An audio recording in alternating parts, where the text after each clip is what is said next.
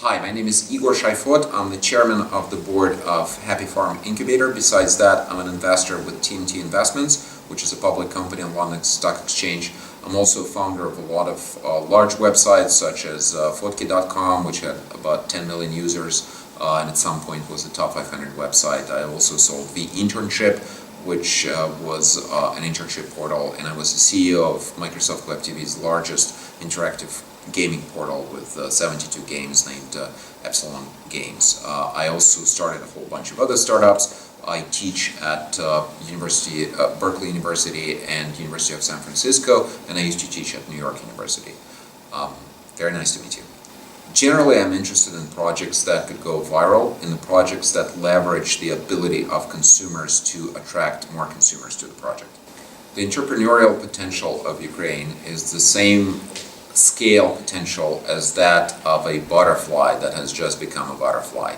I think Ukraine is very close to flying off a lovely little flower and becoming that kind of butterfly that anybody wants for its collection. It's hard to say which startups are the most popular in Silicon Valley and in San Francisco Bay Area right now. What I can tell is that the most popular startups that attract investment are the startups that are capable of growth, capable of, most importantly, viral growth, startups capable of monetization and capable of proving to the world and to the investors that they can monetize their traffic, they can convert their users, be it business to consumers business or business to business business, into paying users. That is probably the key. But most importantly, the most successful startups, the startups that could hope for spectacular exits, are the startups that capitalize on new technologies, on the openness of social networks, on the high-speed internet access, on things such as facial recognition,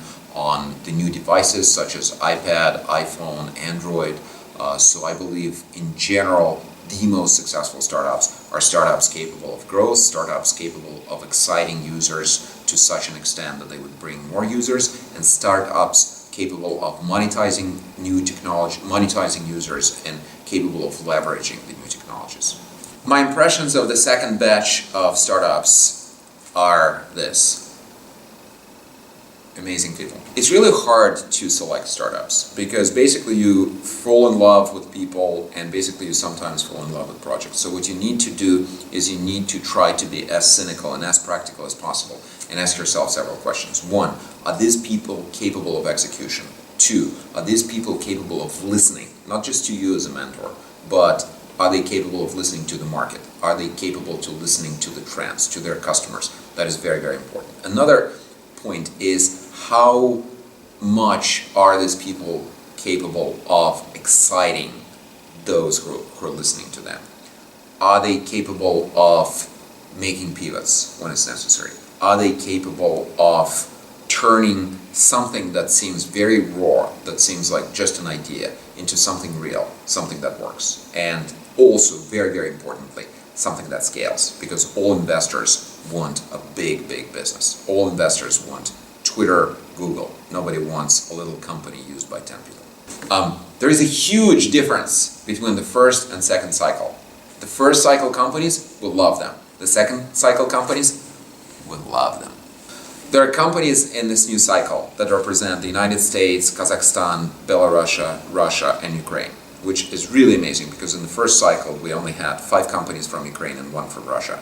This is really, really awesome. As far as the differences, there are no differences overall, and all the generalizations would be silly. There are great Ukrainian companies, there are great Russian companies, or great American companies. We love them all. One thing we decided to do this time was to take a few students, the people who are still in school, and just really be good guys. Just give them a chance. At first we felt, well, we'll just take them into this 2-week program and, see how they do, how they react. The huge surprise to us was that actually we selected 3 companies out of the quote-unquote student projects to participate in the main incubator. That is absolutely amazing. It's absolutely stunning. The students, in big quote marks, the students are really, really great people. One advantage of younger people is that their minds are much more flexible. They're much more brave than we are, the older people. So on the one hand, I hope that they will learn from us. On the other hand, in all honesty, I really hope that we will learn from them. Some really cool tips for startups, and you guys better write this down. 1, you have to entertain. 2, you have to entertain. 3, you have to entertain. If you don't entertain, first of all, the audience loses attention. As soon as the audience loses attention, you're lost. That's the end of it. Secondly, entertaining is not solving the whole problem of a successful pitch. It's not solving the whole problem of a successful startup. It's just the first step, just making sure you get somebody's attention.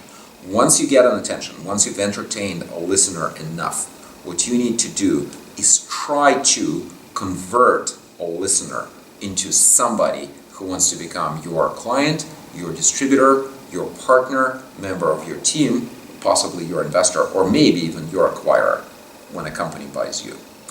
So third point, once you've entertained a listener, once you have converted a listener, is the so-called call to action. What do you want a listener to do?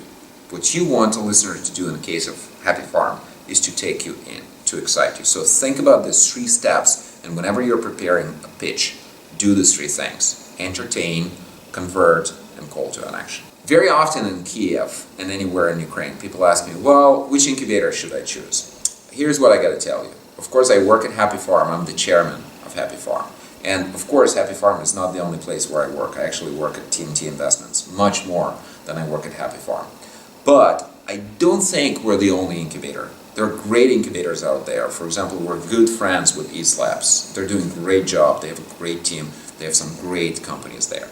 We want all incubators to be successful. There is no competition. And anybody who tells you that there is competition is either an idiot or should come to Happy Farm and talk to me, and I will explain to this person why he or she is just wasting his or her time. Any incubator is good. What you need to do is go to this incubator and see what it is that they're offering. Does it fit your needs? Does it fit your expectations? So there are several things that Happy Farm offers that I very much hope would fit the expectations and the needs of the best companies. 1, we're actually the only American incubator in Ukraine. By that, what I mean is, well, first of all, I'm an American. I was born in Russia, but I've been a U.S. citizen for many years, and I lived in the U.S. for 20 years. So most of the board members are Americans. Most of the mentors in this incubator are Americans. The language that is spoken here very often is English. We have very intensive English programs. We're having 1 month in San Francisco for each batch of our startuppers. We are very much focused on Silicon Valley and San Francisco.